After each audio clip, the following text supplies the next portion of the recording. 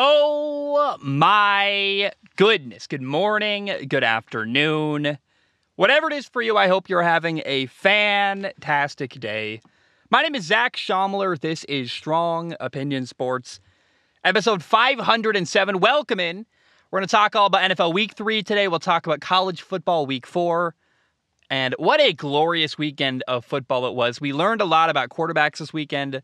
There are two college quarterbacks that I walked away going, hey, I knew about one of them.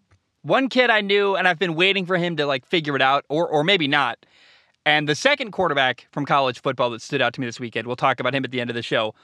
Oh my goodness, there's this guy who I'd heard of before, but I just hadn't been paying attention. I went to Washington State once upon a time. Their quarterback grabbed my attention, and I was like, wow. I think it's because I went to Washington State, so I'm a bit biased towards them, to be totally honest. Biased against them. I never believe in Washington State. I went there. They think they're all this, and I'm like, dude, you guys are a tiny little dinky Pac-12 school. I always downplay how good they are, and their quarterback blew me away. We'll talk about that later down the road. I got to say this before we get into the show. It's fall. The leaves are changing. It's cooling off a lot. It's much more comfortable to record in the truck. The podcasting pickup, temperature-wise, it's about the same outside as it is inside. That's a first, recording in the truck. I've been recording at night often as much as I can because it's cooler at night.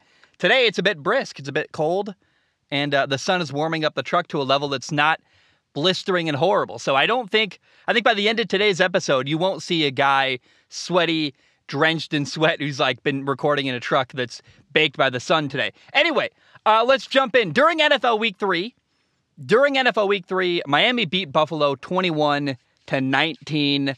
Oh my goodness. It was a crazy win. I kind of can't believe Miami pulled it off. I was hoping they would. Nothing against Buffalo. I love Buffalo. A big fan of Josh Allen, big fan of the Bills. I think they're still a Super Bowl favorite. But Miami's an underdog. They're a team that's trying to be good, and I love their quarterback, Tua. They got a first-time head coach. I, frankly, was kind of rooting for them, but I didn't expect them to win this game. Now we're living in a crazy reality where Miami's 3-0. They've beat Bill Belichick, the Patriots. They've beat the Ravens with Lamar Jackson. And now Miami has beat Josh Allen and the Buffalo Bills. 3-0 is one thing. Last year, everyone's talking about it. Remember, the Carolina Panthers were 3-0 last year. Don't read into it too much. Okay, but this isn't 3-0 against crappy teams. This is 3-0 against Belichick, Lamar Jackson, the Bills. I mean, these are big, massive, massive wins. And I walk away as someone who I root for the people in Miami. I love Mike McDaniel. I want him to succeed. I love Tua. I'm a huge fan of him. It makes me incredibly hopeful. I'm like, okay, they've won 3 games in many different ways. They were ahead. They beat New England 20-7. They came back week 2 to overcome adversity and beat the Ravens. Tua, their quarterback, had 6 touchdowns. I thought week 3, the defense held Josh Allen to 19 points. That was very surprising to me. The defense came through in a big way week 3. This is a total team win. And I have to acknowledge, I'm excited as a fan of Tua and Mike McDaniel, but I have to acknowledge, Miami got some help. Buffalo is missing their 2 starting safeties. Jordan Poyer was out hurt. Micah Hyde is out for the year with a neck injury. So missing both of your starting safeties against what I would call the best receiver duo in the NFL, Tyreek Hill and Jalen Waddle, that's a big deal. That's going to hurt you. That's going to make your life much more difficult on defense. Buffalo also missed a field goal. Not to mention, you got to say this, Bills linebacker Matt Milano, dropped it, would have been a pick 6. Tua threw the ball right at him. Matt Milano dropped it. Buffalo was banged up, man. This was not a team at full strength, and I'm curious how this game would go if both their safeties were healthy, if they weren't as injured, if things had gone slightly differently. But I think regardless, you walk away, if you're Miami, going, hey, this is a huge win. Doesn't matter how you win. And Micah Hyde is out for the year. He's not coming back. So, next time when they play each other again, I believe it's week 13, they're still going to be down a safety, even if Jordan Poyer can come back. So I walked away with a lot of confidence that, wow, some of the tough games ahead for Miami, they not only can win, they have won tough games before. And the 5 games ahead that I'm interested in, they do, it is week 14. Week 15 is Buffalo. So Buffalo week 15. There's a gauntlet from week 14, 15, and 16. They play the Chargers at LA. They play at Buffalo in December. That's a brutal game if you're Miami. Going from Miami, Florida to Buffalo, New York, the lake effect against one of the best teams in the NFL who's used to that climate. That's going to be a brutal game. Week 16 for Miami at Buffalo in December. Week 16, they play Green Bay and Miami. That's still going to be a tough game. Aaron Rodgers against Tua. That sounds like fun. I would also tack on Cincinnati. They're 1-2. They had an ugly start to the year, but they can still score a lot of points in a hurry. I think that's a fun matchup between, they play at Cincinnati on Thursday night coming up. Cincinnati's wearing the all-white uniforms. That'll be interesting. Week 6 is at Minnesota. That's another team that's got a good receiving core that can score a lot of points in a hurry. So Cincinnati, Minnesota, LA, Buffalo, and Green Bay are the 5 games left. I'm like, man, these are still tough wins for Miami. But we know now they can pull it off. Like, Miami can win a tough game against a really good quarterback and a great football team. And look, Miami's in a great spot because not only are they 3-0, they've got, other than those 5 games, their schedule is winnable, man. I look at their schedule and I go, Miami's going to win a lot of football games this year. And Mike McDaniel, their new head coach, looks like a genius hire. The Tyreek Hill trade is a home run, absolutely. We're only 3 weeks in, but if you're a fan of the Miami Dolphins, I think you have to feel, a fan of Miami has to feel the best they've felt in years and years and years. Like, things are on the up and up for the Miami Dolphins. By the way, if you haven't seen it, you should look up the video of Ken Dorsey mad after Buffalo ran out of time and couldn't spike the ball at the end of regulation. He just freaks out, destroys his tablet. Shout out to the guy. Someone covered the camera after a little bit. One of the staffers for Buffalo, heads up play there. Didn't quite get early enough, but good move to cover the camera. And if you're a Miami fan, you would recognize the name Ken Dorsey, the guy who's now the Bills offensive coordinator. He played quarterback at the U of Miami. He was a 2-time Heisman finalist. So that guy in a city he knows well, brutal loss, really pissed after losing to Miami. Not happy at all when Buffalo lost. And I just walk away, man. Miami has got to be on top of the world. They're 3-0. It's working out for their quarterback. They're winning games, 3 massive victories against really tough opponents that are formidable. And if you told me Miami would start the year 3-0 against Josh Allen, Bill Belichick, and Lamar Jackson, I'd go, I'm hopeful, man. I want things to go well. I'm not sure I would have believed that, though. If you told me that in August, I'd be like, sounds like wishful thinking. So as a person rooting for Miami, again, not because I'm a Dolphins fan, I love Tua. I love Mike McDaniel. Like, the way that Mike McDaniel, Bill Belichick chooses to answer questions in a way that doesn't give away anything. So does Mike McDaniel. I don't know if you notice that about Mike McDaniel. Bill Belichick will dodge a question by just giving you nothing audibly.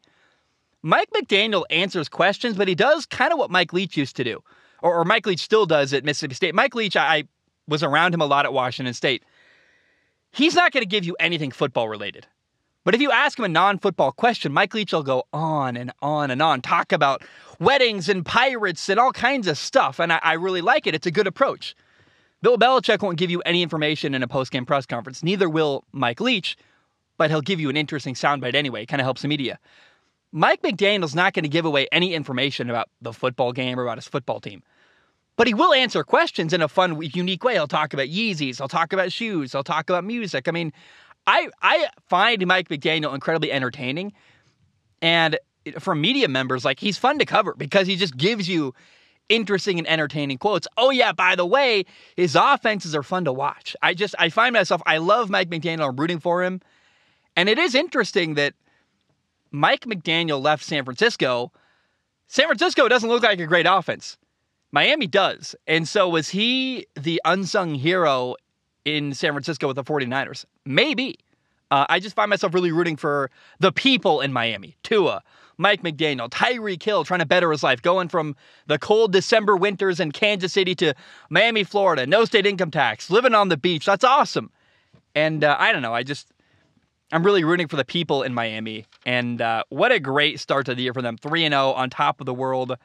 And a game I didn't expect them to win at home against Buffalo. And what an awesome win for them. By the way, that Miami Stadium, it's so cool the way it's set up to, I don't know if you know this, it just essentially bakes the opposing team's sideline. I mean, that stadium, whoever designed the new awning there, The home team sits in shade. They're comfortable all game. The away team gets blasted by the sun, and it's a monument. I lived in Hawaii.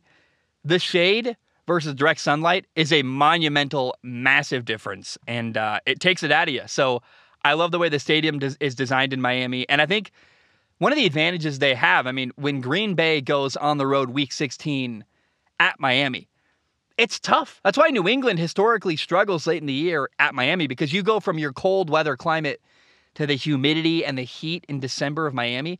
It's brutal, and it's unlike, it's kind of a weird advantage. It's also a double-edged sword because Miami's got to go on the road at Buffalo week 15. Like, that's going to be brutal too. But I don't know. I think it's cool that Tua, a Hawaii kid, can wear Hawaiian shirts in December at his home stadium, and I'm just rooting for Tua and Mike McDaniel.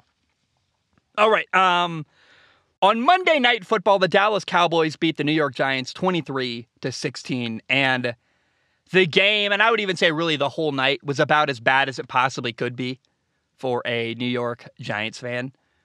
They lost to a division rival, the Dallas Cowboys. They did not start 3-0. The big hullabaloo was, ooh, are the Giants going to start 3-0 for the first time in however many years? They lost to a backup quarterback, Cooper Rush, who, shout out to Cooper Rush. Cooper Rush played very, very well for the Cowboys. The Giants' top receiver, Sterling Shepard, got hurt. He tore his ACL. He's out for the year. Sparked a debate, by the way. Should the NFL just have only grass fields? Probably. It seems like there's so many non-contact injuries. Guys are tearing their ACLs left and right. Let's just get rid of the turf. Let's play on grass. It seems like it's better for guys. OBJ was leading the charge after the game on Twitter, and I kind of agree with him. And the most unfortunate thing from this football game, other than losing, really, but for me, as an objective third party, I'm not rooting for the Giants. I don't really care. What sucked about this game was there was no way to properly judge the Giants quarterback, Daniel Jones, in this game. The Giants are not only trying to evaluate Daniel Jones, I'm trying to evaluate Daniel Jones. I love to try to figure out, should he be the guy long-term or not in New York? The Giants are going to reach their own conclusion. I'm going to reach my own conclusion. Maybe they align, maybe they don't. I don't know. I'm curious, is Daniel Jones the guy who should be the long-term quarterback in New York? His contract is up after this year. Should they give him a new one? Are they going to keep him? That's what this year is all about for New York, is figuring out how good or not Daniel Jones is. And Monday night, the Giants' offensive line was so bad that the offense couldn't function at all. It didn't matter who was the quarterback in New York. It could have been Tom Brady, Patrick Mahomes, Aaron Rodgers. Could have been me for all I care. Not a single person was going to do well playing quarterback for the New York Giants on Monday Night Football, let alone Daniel Jones. Daniel Jones got sacked 5 times, was pressured on 24 plays, the most by any quarterback all year so far, the second most in 2 years. I walked away amazed, actually. Daniel Jones didn't fumble. Well done. I felt bad for the guy running for his life constantly. Somehow he threw for 196 yards. And actually, it was kind of amazing. The Giants only lost by 7 points. It was a tie game early in the fourth quarter. I don't know how that's possible. Like, the offensive line was such a hindrance that it's unfathomable that somehow the game was even close. It was a 7-point game. I don't know how it's possible. And it was frustrating because I'm like, man, I'm trying to figure out how good is Daniel Jones. And you can't get a read on it. It was a wasted game from an evaluation perspective because the O-line was so bad. It's frustrating, man. And for Giants fans, the bad news would continue, by the way, because the rookie, number 5 overall pick, defensive end Kayvon Thibodeau, finally made his NFL debut. And I'm like, how's he going to do? What's going to happen? He had 1 tackle. I don't blame the guy. It's his first game. Aiden Hutchinson took a while to heat up for the Detroit Lions. I mean, it takes time, I guess. He's coming off an injury, sure, but it was a disappointing, quiet start to Kayvon Thibodeau's career as an NFL player. And it's like, oh, man, I was hoping for more. I was hoping for better. Basically, the only good news in this game, if you're a Giants fan, was that their running back, Saquon Barkley, had another good game. 14 carries, 81 yards, had 1 sweet touchdown. It was like a 36-yard run in the third quarter. And it was probably, if you're a Giants fan, I would imagine you remember that moment because the stadium was rocking. I mean, MetLife Stadium in that moment was on fire. Probably the best moment of the night if you're a Giants fan, and probably the only moment where you felt really good all night on Monday against the Cowboys was that small, brief moment when Saquon Barkley ran in a long touchdown to give you a 13-6 lead. Saquon, by the way, also caught 4 passes for 45 yards. Like, Saquon Barkley's awesome, but let's recap the bad night it was for Giants fans. All in all, they lost to their division rival, the Dallas Cowboys. Their quarterback got hit a ton, had no chance. Their top receiver, Sterling Shepard, tore his ACL. He's out for the year. Their rookie 5th-round pick in his first ever NFL game, defensive end Kayvon Thibodeau, made no impact at all in the football game. And I just walked away going, like, yeah, the Cowboys won, sure. Like, Cooper Rush had another decent game, but the story to me was Monday night, if you're a Giants fan, had to have been just a torturous, horrible experience. And I walked away feeling pretty bad for Giants fans. By the way, it's kind of weird there's a division rivalry between New York and Dallas. I mean, the Cowboys and the Giants, it's interesting to me because the cities are nowhere near each other. In the NBA, the Dallas Mavericks are a Western Conference basketball team. They're in the middle of the country. It could go either way, west or east. I don't really care. I'm not going to gripe about that. But it's funny, in the NFL, they're not in the West. Dallas is not considered in the South, even though I would consider them in the South. Geographically, it's a Southern football team, but they're in the NFC East, which it's weird, but I do like it. I will admit, it puts Philadelphia, Dallas, and New York all in the same division. They play each other often.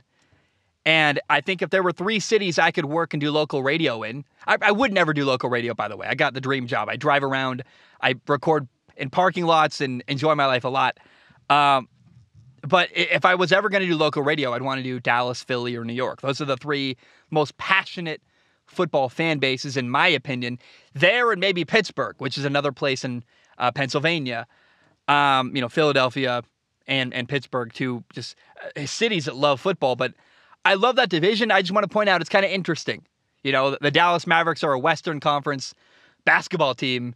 The Dallas Cowboys are in the NFC East. Like, none of it makes that much sense at all. And I don't know, that's sports for you. It's kind of interesting. But again, I'm glad you get a rivalry between Philadelphia and Dallas and New York and Dallas, and it makes sports better. A lot of passion for football in all 3 of those cities, Philadelphia, New York, and Dallas. But kind of a fun, weird thought. Like, how did that rivalry happen? That's the way things shaked out division-wise, but doesn't quite make logical sense geographically, which I love maps. I look at maps all day. All right. I'm still waiting on my canopy, you guys. Like, if you look behind me, if you're watching on YouTube, over my left shoulder, you see the bed of my pickup truck, because I'm still waiting on the canopy. Whenever that canopy arrives, I'm going to go on a road trip, like really far and long, and I can't wait. I want to go to Arizona. I want to go up the California coast. It's going to be getting cold here soon, and I want to get out of here. I'm told 3 more weeks, and I'll have the canopy, and I can leave on my road trip. And then hopefully the backgrounds behind me get even more interesting other than just green foliage. But we're waiting and waiting and waiting, and I am getting more and more irritated with every day. Let's talk about this next. Matt Ryan and Indy just beat Kansas City, and I am very surprised by that. Week 3 was kind of interesting in that Josh Allen, Justin Herbert, and Patrick Mahomes all lost. I haven't watched the Jaguars-Chargers game. That'll be interesting. But Indy beat Kansas City 20-17. This is a massive, massive win for Indy. I'm very, very excited for them. Matt Ryan threw a touchdown with 24 seconds left. And honestly, this is a game that I don't know that the former Colts quarterback Carson Wentz would have won. Like, I've made a stink about how, good thing you got rid of Carson Wentz. Like, you solved all your problems. You started 0-1-1.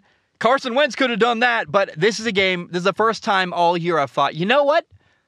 That Matt Ryan move really paid off. I just don't know that Carson Wentz would have had the patience to hang in that game week 3 the way that Matt Ryan did. He hung around. He got sacked 5 times. But he ended the game 27 for 37 passing, 222 yards, 2 touchdowns, no interceptions. And I just think that what stood out to me was Matt Ryan's patience. I think Carson Wentz would have got impatient and would have forced things a little bit, probably thrown a ugly interception or 2 in the fourth quarter or the second half of that game. This was a game that the Matt Ryan move really paid off. Like that, Matt Ryan was patient, did what he needed to. He found rookie third-round tight end Jelani Woods for 2 touchdowns, which I've never even heard of that guy. Great for him. Now, I'm not trying to diss him. I just dude, Matt Ryan's got nothing really with his receiving core. He's throwing to, Michael Pittman Jr. came back. He made a big impact, but what's going on in Indy, man? They just need to figure out a receiving core. But I said last week, people were asking, should Indy blow it up? I'm like, no. Just be patient, take your time. And the next 4 games for the Colts, they play the Titans week 4. Then they play at Denver. Then they rematch Jacksonville week 6. Then they play the Titans again week 7, this time at Tennessee. October's a massive month for Indy because if they go 4-0 the next 4 games, then they would be sitting at 5-1-1, which is pretty good. I would say they would have recovered and saved their season if they can, go 4-0 the next 4 games. And week 8, the Colts will host Carson Wentz and the Washington Commanders. It's the return of their former quarterback. And I'm really curious, what kind of state will Indy be in for that game? Are they going to be 5-1-1? That'd be a big deal. Is it going to be worse? I don't know. But this next month of October is going to be season defining for the Indianapolis Colts. It's not over yet. They're 1-1-1, but they got to get going now. The Colts had a rough start to the year, an ugly loss, then a tie. So I guess the tie was first, then an ugly loss to Jacksonville, 24-0.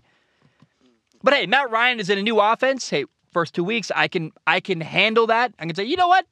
He's figuring it out. New football team, new offense, not a lot of great receiving weapons. They're going to have to rely on timing and how well they know each other and know the offense, and that just takes time. In my opinion, that excuse is now gone. You beat Kansas City. That's a massive victory. It is time to get rolling for the Colts. And week 8, when Carson Wentz comes to town, what will the record be of the Colts? Are they going to be in good shape or bad shape? I don't know. But I'm really, really interested to see how October goes if you're a Colts fan. Now, for Kansas City, I think this loss is defined by a couple of key missed opportunities. They ran a fake field goal on the 24-yard line on a 4th and 10. By the way, that would have made the game 20-13. They lost 20-17. That's a big deal. Later, Kansas City missed a 34-yard field goal. I mean, that's the difference right there, honestly. You missed 2 field goal opportunities, and you could have won 23-20 instead of what it was. On the Colts' final drive, Kansas City sacked Matt Ryan on 3rd and 7. That would have made it 4th and 15. But Chris Jones got an unsportsmanlike conduct penalty for something he said to Matt Ryan. I gotta say, I hate that. I hate that so much. I can't imagine what you could possibly say on a football field that would give you a penalty in that moment. You get the game-ending sack. You can't talk a little bit of smack? What are we doing? It's just football. I understood when you couldn't tackle quarterbacks high or low. I understood but now you can't even talk smack to a quarterback. It's getting insane to me, the way that quarterbacks are protected and coddled. And I played quarterback. The game is getting softer, and I think it's probably right. You want to have player safety, all this stuff, but you can't talk smack after you get the game-winning play. I don't know why there was a penalty in that play. I don't know what was possibly said, but I also can't. I'm a pretty imaginative guy. I'm sorry. I can't imagine a single thing you could say in that moment to get a penalty and hand the Colts a first down. I thought that was a crazy move by the refs. I didn't like it at all. Go watch old clips of Phillip Rivers mic'd up. He's talking so much trash. You can't sack a quarterback and say something to him afterward. It's bizarre to me and really frustrating. And it was a terrible penalty that really hurt Kansas City. And I don't have a side here. I don't really care. I just don't think that words you say should be costing people football games. That's insane to me. You make the game-winning play, you can't get in the guy's face a little bit and go, yeah, what's up, mother? You know what I mean? Why can't you do that? I don't know why. It's really frustrating to me. And that being said, Kansas City still had a chance at the end of the game. They had 2 timeouts left. They had the ball at the 46-yard line. They really needed 1 completion, and they were in field goal range. And Mahomes got picked off. Stephon Gilmore tipped it up in the air, got picked off. I don't know. Felt like little details cost the Kansas City Chiefs. Tough loss. That penalty, though, for something he said to Matt Ryan. Really? We're there. in the football world. I got it when you couldn't tackle the guy. You're worried about their knees, you're worried about their head.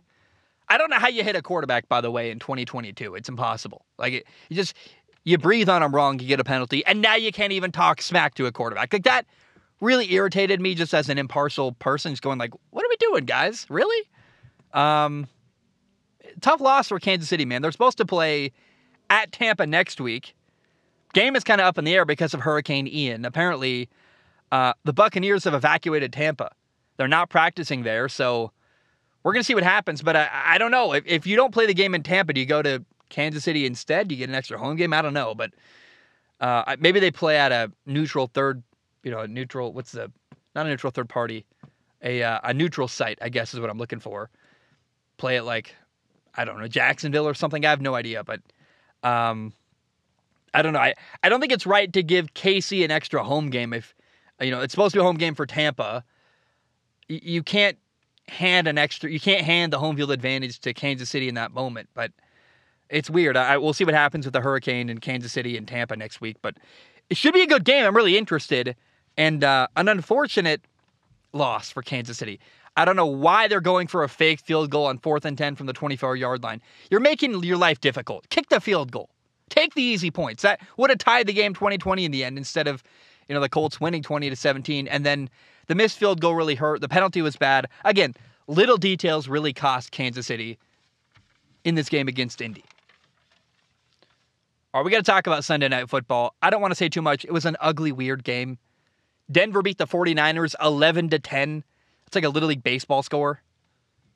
Russell Wilson didn't play great. He was 20 for 33 passing, no touchdowns, no picks, 184 yards. Denver got a touchdown to take the lead with 4 minutes left. Good for them. But, the 49ers got the ball twice in the final 4 minutes, the 49ers had 2 possessions. Both times they had time to put together a drive. They had a fumble. Jimmy G threw an interception. It was an ugly game, but Denver's 2-1. The 49ers are 1-2. I don't know. I feel like I had to talk about it, but what a boring, disgusting game. Like, I just did not enjoy that one. I was like, ugh, it's a slog fest. I want to watch fun. Like, it was a fun game. K-State against Oklahoma. Awesome football game. High-level quarterback play, touchdowns everywhere. I'm sorry, watching Jimmy G struggle to lose 10-11, stepping out of the back of the end zone, giving up a safety like that, that's not fun to me. I don't know what's happening with Russell Wilson and the Colts. And the Denver Broncos, excuse me. The Broncos look really bad. I had higher hopes. They're not a playoff team. I really believe that, man, the Raiders are 0-3. I'm watching that game tonight, so we'll see. But, I think Denver's the worst team in that division, the AFC West. But, yeah, it's all bad. That Denver, disappointing as all get out right now. It's just like so awful. That's a game they should win by a lot more than that, and it's just not looking pretty if you're a Denver Broncos fan. I feel kind of bad for you guys. All right, Minnesota beat Detroit during NFL Week 3. The Vikings won 28-24. And we got to start by giving a round of applause to Minnesota Vikings quarterback Kirk Cousins. How about some credit? Detroit led to start the fourth quarter, 24-14. Dalvin Cook, their running back in Minnesota, left the game with a shoulder injury. So you don't have your running back. You're down 10 points in the fourth quarter.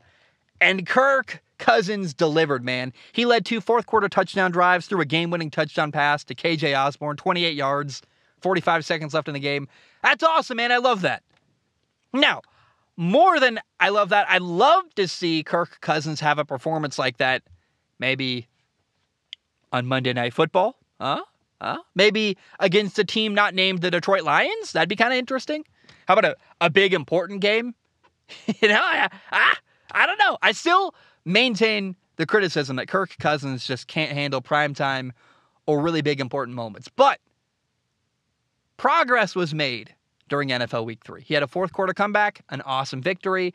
I think some props are deserved if you're Kirk Cousins. And, hey, well done, my man. Kirk Cousins delivered. Minnesota's 2-1. Good for them. I'll take it. I'll take the win. Hey, Kirk, great job. Great job, my man. Love that. Now, the Detroit Lions are 1-2. That's tough. It's a tough one because These Detroit Lions are so much fun to watch. Like I've watched every game they've played this year. It's been awesome. They fight really hard. Both losses have been really close. It sucked they couldn't score in the fourth quarter. I don't like that. Here are the fourth quarter possessions for Detroit during week 3. They had a punt. Technically, they had 2 punts because they started the first play of the fourth quarter with a punt, but that's not really a fourth quarter possession in my mind. So they punted. They had a turnover on downs on a 4th and 1 on the 30-yard line. They went for it instead of kicking a field goal. Would have been a 47-yard field goal. So that's points they missed out on, in my opinion. They then missed a field goal on the very next drive. So they missed 2 field goals on the day. I'm not sure. I think they don't trust their kicker too much. They missed 2 field goals. That's probably part of why they went for it on 4th and 1 from the 30-yard line. They also had the ball at midfield with 17 seconds left, and Jared Goff was getting hit as he threw it up for grabs, threw a deep ball, trying to make a last-second heave, got picked off. I don't know. It sucks. It's a tough loss, but I got to say, I'm really enjoying the Detroit Lions this year. And I don't know that they're going to win a lot this year, but they are really putting out a good product. I mean, if you're a Lions fan, I feel bad for you guys because you're losing. You're 1-2. But progress is being made in Detroit. I mean, that team is a much better team than we've seen in years past. And I'm desperately praying that they just maintain belief and confidence in their head coach, Dan Campbell. He is changing things. I believe that. Once upon a time, they fired Jim Caldwell when he was making progress. I hope they don't repeat that same inevitability here. Inevitability is the wrong way to put that. I hope they don't have the same turn of events where they fire a coach who I believe is making progress. I thought that it was cool. Detroit went for it on 4th down 6 times. They were 4 for 6. That's awesome. Punt less. I like that. If it's 4th and manageable, I want to see Detroit go for it. I want Detroit to make you have to stop them. This is a new thing. Week 3 was a different kind of change of pace for them where they were going for it basically as much as they could on 4th down. Make the defense stop you. Defenses hate that, by the way. It wears them out. It's demoralizing. You keep getting 4th down conversions. So I hope Detroit keeps going for it on 4th down. I don't think it's a sign of desperation. I think it's a sign of competitiveness. Like, we are going to make it tough on our opponent, and I want to see more of that.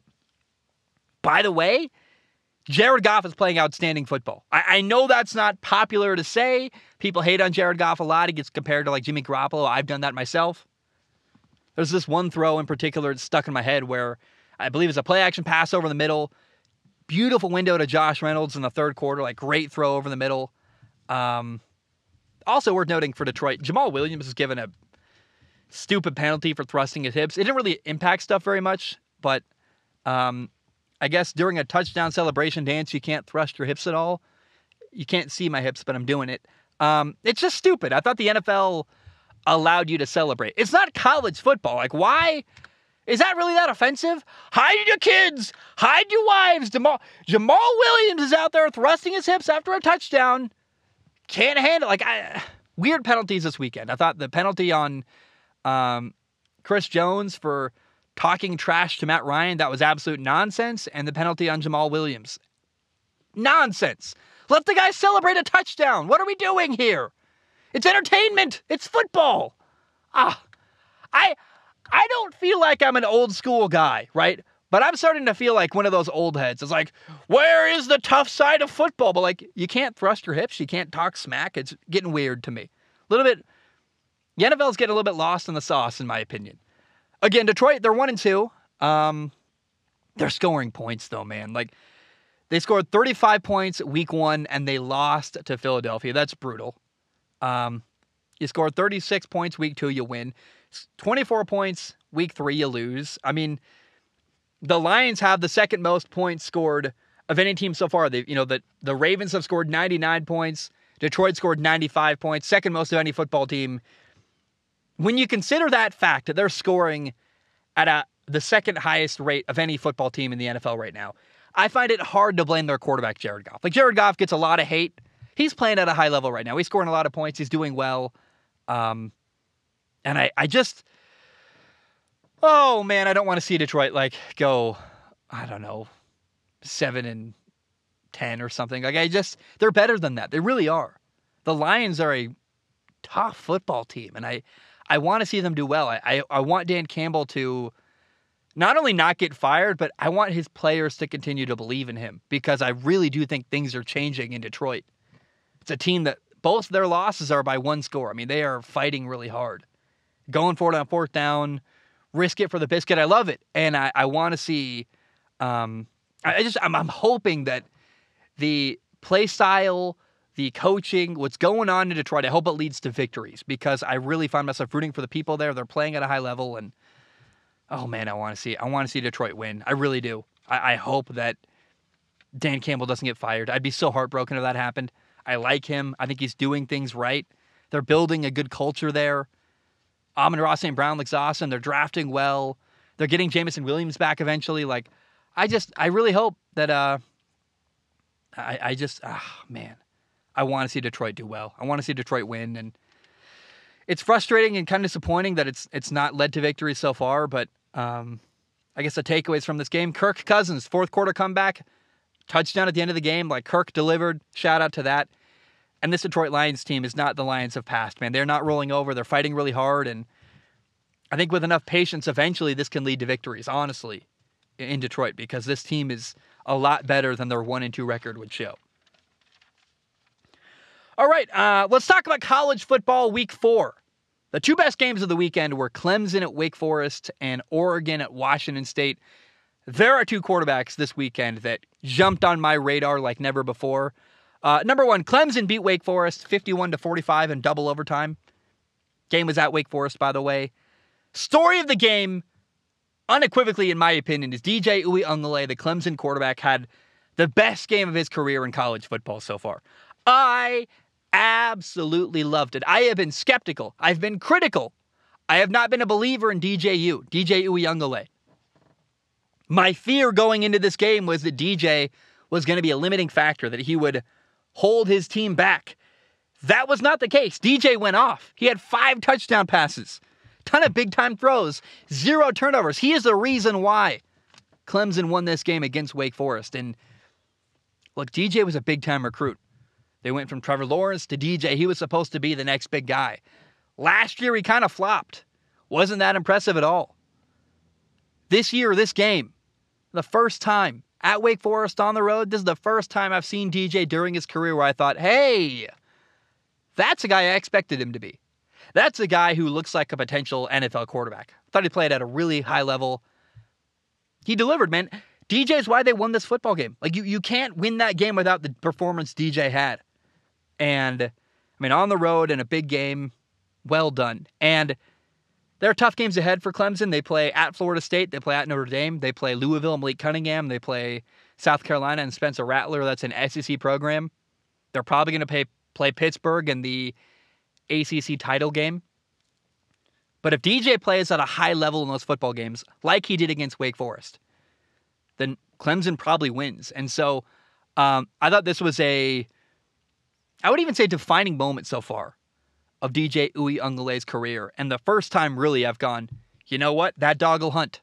I really walked away impressed with DJ and really happy for him. And I want to see more of that from him. I want to see him play at a high level. And if he does that, he's not only going to take Clemson to where, they could be again, which is a college football playoff spot. But also, if DJ plays like that, he's an NFL quarterback. Like, he looks the part. He's a massive dude. He's got a strong arm.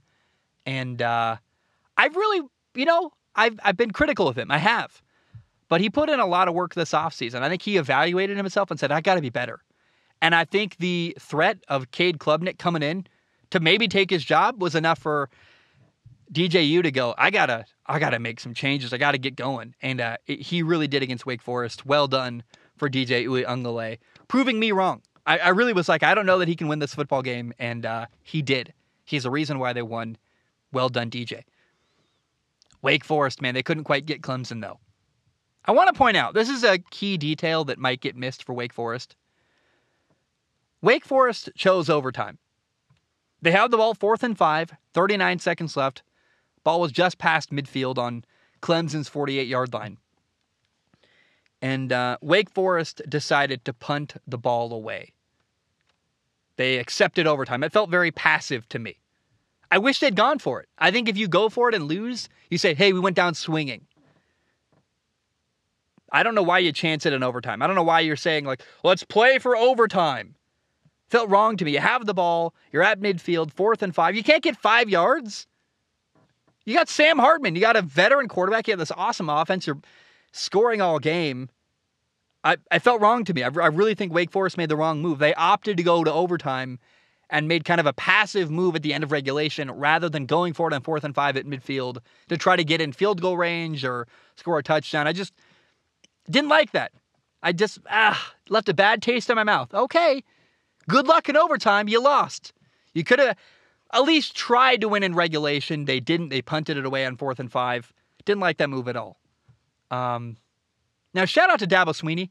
Dabo Sweeney gets a lot of hate. I know a lot of people in my life that don't like Clemson's coach, Dabo Sweeney. I think he's kind of cocky and kind of a loudmouth. I thought he showed a lot of humility in beating Wake Forest. He was very, very complimentary of their football program and their head coach, and was like, they're the champs, man. They won the conference, and I thought that was awesome. Well done by, I don't know. I walked away. I don't think they actually did win the conference last year. I thought Pittsburgh won the conference. Am I crazy? Dabo said that, but I don't know that he's right about that, which is crazy that might even be real. But he got to the, Wake Forest and Pitt played in the title game, not Clemson. So maybe that's what he's referring to. I don't know. But the way he was respectfully talking about, Wake Forest after this football game, I really liked that. I thought that was awesome. And classy move by Dabo Sweeney. All right, Oregon at Washington State was an absolutely incredible football game. Came down to the very end. Oregon came back and won. Washington State was up 34-22 with 6 minutes and 42 seconds left in the game. Oregon ended up winning in regulation, 44-41. Oregon put up 29 points in the fourth quarter. That's unbelievable. There was a tough play at the end of the fourth quarter where Washington State threw a pick six on a screen pass. Just a good defensive play. I don't know, like theoretically, if you see that defender ready to jump the screen to throw it in the dirt or something, but it's a tough one. You're kind of, it's a great play. It gave Oregon the lead. They won the game. Huge win for Oregon, man. On the road at Pullman, Washington, 29 points in the fourth quarter. Great win for Dan Lanning. I'm really happy for him. That's awesome. But the takeaway, though, Bo Nix is an awesome quarterback for Oregon, man. I'm excited for him. I think he's got, I don't know if he's an NFL quarterback, really. He's more like Jarrett Stidham, maybe a guy who's going to be a third-round pick and probably plays a backup for a lot of his NFL career. But this game, Bo Nix got outshined by a new star quarterback who grabbed my attention and I was really introduced to in this game between Oregon and Washington State. It's Washington State's quarterback, Cameron Ward. Oh, my goodness. This kid is unreal, Cameron Ward. Super talented. He's talented enough that if things go right, Cameron Ward literally could win a Heisman Trophy. Like, he's that physically gifted. Dude can run. He extends plays at a crazy high level. He's got a great arm. He's only a sophomore somehow. I didn't realize this. Cameron Ward, I knew he transferred in from like this FCS program. I used to go to Washington State, so I'm like Washington State quarterbacks. Gardner Minshew's the best guy they've had in a long time, but Jarrett Garantano, transferred in from Tennessee at one point, didn't even play. So I was like, a transfer quarterback from an FCS program, never heard of him. Like, who cares? I'm not going to really pay attention. And I thought he was a senior for some reason. Well, boy, was I wrong. Cameron Ward is only a sophomore, transferred in from Incarnate Word, which is it's an FCS program. Eric Morris was a head coach last year at Incarnate Word University, a college in San Antonio. He came to be the offensive coordinator at Washington State. He brought along his quarterback, Cameron Ward, with him. Dude, Cam Ward, future NFL quarterback. Like, I'm not just saying that. I try to be very honest and open, and I walked away like, this is one of the most talented quarterbacks in college football. Oh my gosh. What the heck? It's now Bryce Young, Spencer Rattler, Caleb Williams, and this kid, man. This guy, Cameron Ward, is one of the guys who I'm like, him, Quinn Ewers, like one of the most talented quarterbacks in college football. Just incredible ability to throw the football. Another guy, Anthony Richardson's another talented quarterback in college football, but he's got a lot of progress to make. Cameron Ward looks great. Like, this is a kid who grew up in a small town, West Columbia, Texas. small little college, high school football team. They were in a wing tee offense in high school, barely threw the football. And it's crazy how he had no Division I FBS college football offers. Him, Josh Allen, Aaron Rodgers went to Butte College because he didn't. Aaron Rodgers said about community college football because he had no Division I offers. Do you realize that? It's insane to me how these incredible quarterbacks get totally overlooked by college football recruiting. I don't know what's happening in college football recruiting. I watch some of the guys that play on Saturdays, and I'm like, how is that guy getting a scholarship to Notre Dame, to Texas? What's going on here? I don't understand. I don't know what's happening in college football recruiting. I don't know how guys like Josh Allen, Aaron Rodgers, and Cameron Ward are getting overlooked, but Cameron Ward, can't believe he's a sophomore. Doesn't look like a sophomore. He's so good at extending plays. He had him a home-esque level play on 3rd and 23. I thought he threw a touchdown. It was down at the 1-yard line, but, with him, he's so good at extending plays that it doesn't really matter if you're 3rd and 23. He'll throw for a first down. I mean, he's a stud quarterback. Cameron Ward learned the name. Washington State kid. And what an impressive young quarterback. Blew my mind. Wow. Can't believe how good he is. Okay, Tennessee beat Florida 38-33. I mean, the quarterbacks are the story of this game. Hendon Hooker and Anthony Richardson. Tennessee's quarterback, Hendon Hooker, played a better game. It was clean, efficient, executed at a high level. Both quarterbacks are their team's leading rusher. I might have said that already. I can't remember. Funny how that happens. So Tennessee won. Their quarterback was better. Yeah. But Florida has this immensely gifted quarterback, Anthony Richardson. He's still developing, and sometimes he's still kind of a mess. Let's be clear about that. But I encourage you, go watch some of the days of Justin Herbert at Oregon, where Herbert's got a guy wide open and he throws it in the dirt on a 5-yard hitch, and you're like, what? How did that happen? Or Patrick Mahomes at Texas Tech he might have got Cliff Kingsbury fired. I mean, Cliff Kingsbury, Patrick Mahomes was doing all kinds of crazy stuff in college football. It was kind of a mess. It took a while for him to get better, and he had to sit for a year in the NFL before he's ready to play. But Anthony Richardson at Florida, if or when he figures it out, he is going to dominate everybody. Against Tennessee, Anthony Richardson was 24 for 44 passing. That's not great. 20 incompletions. 2 touchdown throws, 1 interception, and a fumble. He also ran the ball 62 times for 2 touchdowns. Threw for 453 yards. He had a throw on a corner route that I was like, with touch, by the way. And that's been one of the criticisms of the year so far, is that I feel like Anthony Richardson threw every ball on a rope as fast as he possibly could. I saw some progress this week. He took some off. He threw a ball with a lot of touch on a corner route. I don't know, man. Again, Mahomes, Josh Allen, Justin Herbert, they all made a lot of mistakes in college football. But Anthony Richardson, all he has to do is get a little bit better every single game. I think he's doing that. And if he can figure it out, man, Anthony Richardson is a potential NFL superstar. He is so physically gifted. He looks different when you watch him. And he's not there yet. They're still losing games, but he's got time to figure it out. And if he does, Florida could win a national title. I mean, Florida could have Cam Newton or Joe Burrow or something. He really could elevate them that way. And keep your eye on Anthony Richardson. He's a work in progress, but he is getting steadily better every week I watch him. And man, am I excited about his future. Texas A&M beat Arkansas 23-21. The story to me was that Arkansas's mistakes really cost him.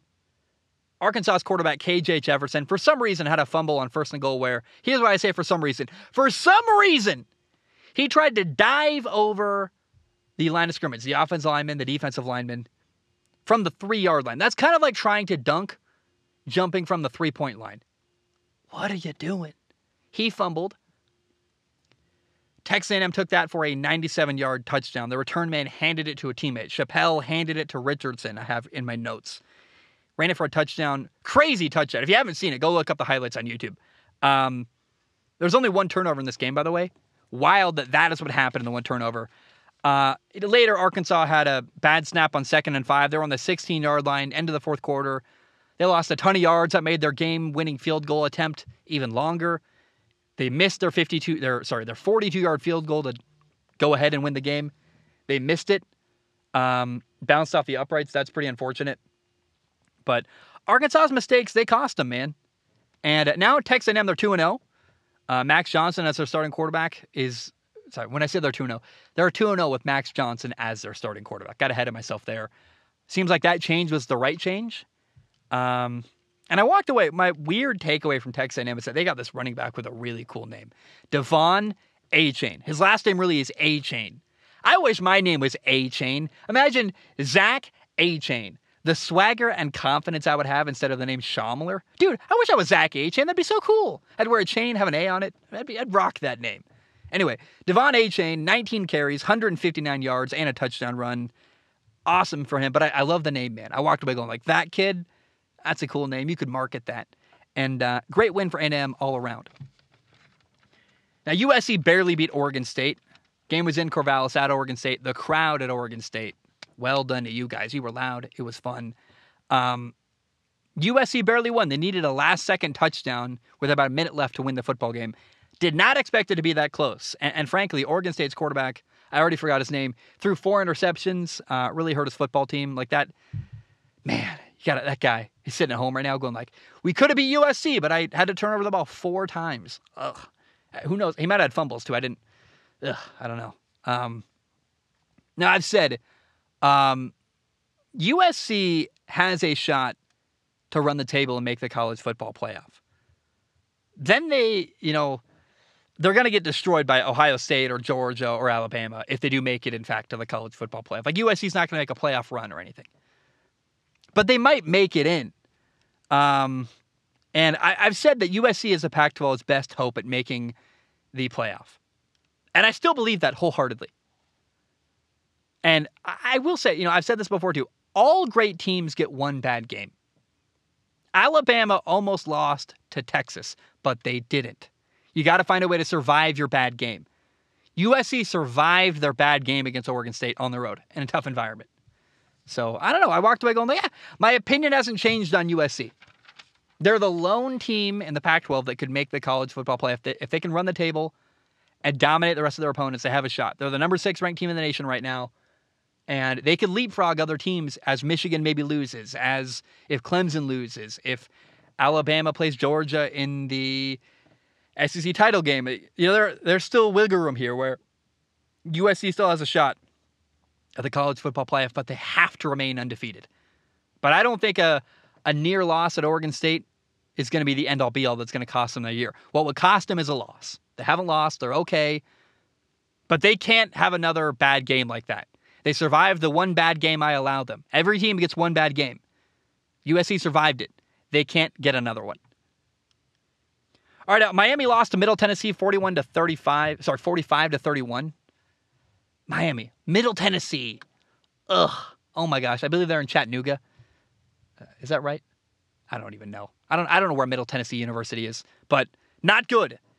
Now, it's not shocking if you're a guy. I watched Miami and Texas A&M week 3.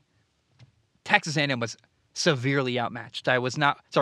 Miami, I'm getting all tripped up. Miami was severely outmatched against Texas A&M. They did not look very good. So it's not a shock that they lost a bad game after watching week 3, but terrible loss for Miami. They were ranked. They're not going to be ranked next week. Texas Tech beat Texas. Got to say this, guys. Without their quarterback, Quinn Ewers, I find Texas unwatchable. I don't care. He's been out hurt. I just want Quinn Ewers back. If Quinn Ewers comes back, I'm going to watch Texas again. Until then, I'm out. I'm done. Oklahoma lost to K-State. This is a game. If you want a game, though, if you're like bored on your lunch break and you want to watch some fun football, look up K-State against Oklahoma college football week 4. What a fun game. Oh my goodness, guys. K-State was unranked. Oklahoma was the number 6 team in the nation. Oklahoma lost 41-34. K-State's quarterback is Adrian Martinez, the former Nebraska quarterback. He had 5 touchdowns. He threw 1. He ran for 4 touchdowns. He ran for 148 yards rushing. That is wild. I'm telling you. And by the way, Dylan Gabriel, the Oklahoma quarterback, played a great game too. If you want a fun game to watch on YouTube, look up Oklahoma K-State. You will not be disappointed. That's a fun game to watch, even just the highlights on YouTube. Michigan barely survived Maryland. Michigan beat Maryland 34-27. Shout out to Blake Corum, their running back. 30 carries, 243 yards. He ran for more yards than their Michigan quarterback, J.J. McCarthy, threw. J.J. McCarthy threw for 220 yards. Blake Corum ran for 243 and 2 touchdowns. Wow.